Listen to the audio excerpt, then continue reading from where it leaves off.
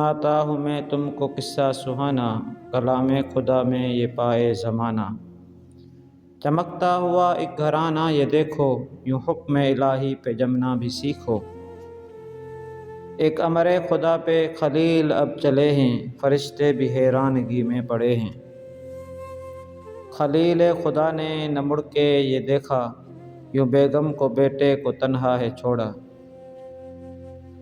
وہ ماں ہاجرہ کا بہت پیارا بیٹا، جو وادی ویراں میں تنہا ہے لیٹا۔ پھر ایڑی سے زمزم کا پھوٹا ہے چشمہ، خدا نے دکھایا بڑا ایک کرشمہ۔